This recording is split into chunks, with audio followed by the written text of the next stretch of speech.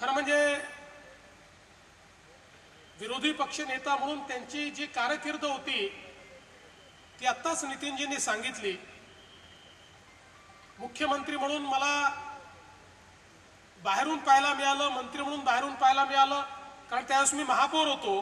मी काही सभागृहात नव्हतो। 99ला मी सभागृहात आलो, ते विरोधी पक्ष नेते झाले।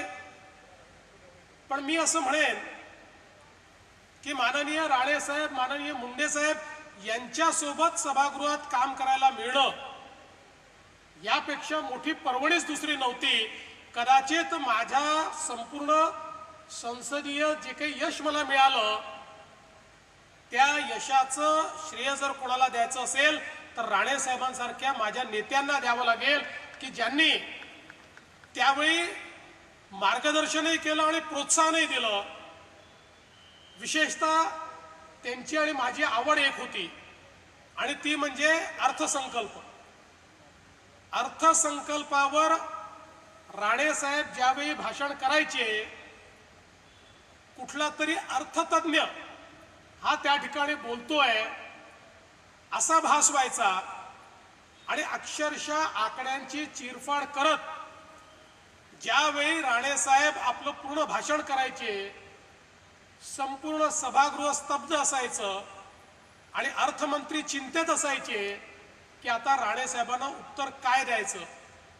आणि कधीच त्यांनी मांडलेल्या अर्थसंकल्पाच्या भाषणाला परिपूर्ण उत्तर मिळू शकलं नाही, कारण अर्थशास्त्रातला एक एक नियम ते शोधायचे, त्यातनं कसा अर्थसंकल्प हा त्या नियमाच्या विपरीत आहे आणि राज्याचं कसं काय संकट आहे अशा पद्धतीनं हे सगळं मांडण्याचं काम ते करायचे।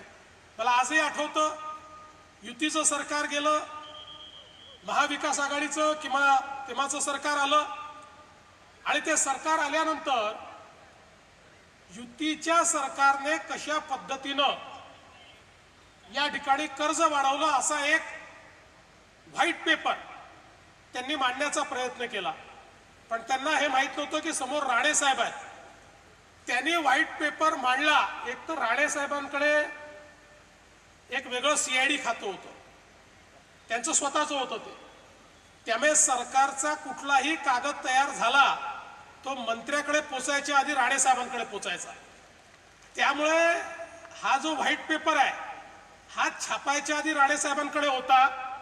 त्याचं उत्तर तयार होऊन तिकडे व्हाईट पेपर मांडल्याबरोबर व्हाईट पेपर किती बोगस आहे आणि ही खरी आकडेवारी आहे आणि ही कशी बरोबर आहे याचा एक भगवी पत्रिका ही त्या क्षणी राणे साहेबांनी मांडली आणि त्या सरकारची पूर्ण हवा काढण्याचं काम हे राणे साहेबांनी त्या ठिकाणी केलेलं मी बघितलं।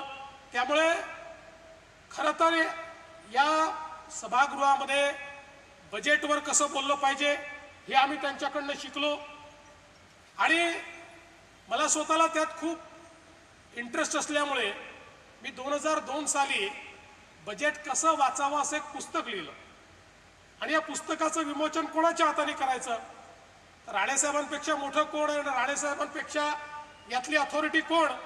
मी राणेसाहेबांकडे गेलो, म्हटलं दादा माझं असं असं पुस्तक आहे, आपल्याला याचं विमोचन करायचं आहे। मला म्हणाले अरे मुख्यमंत्र्याला बोलव, म्हटलं तुमच्या हाताने करायचं आहे। म्हणाले नाही मुख्यमंत्र्यांच्या हाताने कर। म्हटलं माझा काही मुख्यमंत्री विलासरावजी होते पण माझा काही फार, मी नवीन होतो, माझा काही फार संबंध नाही आहे।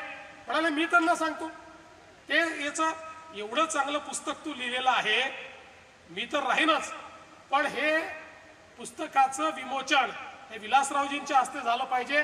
त्यांनी पुढाकार घेतला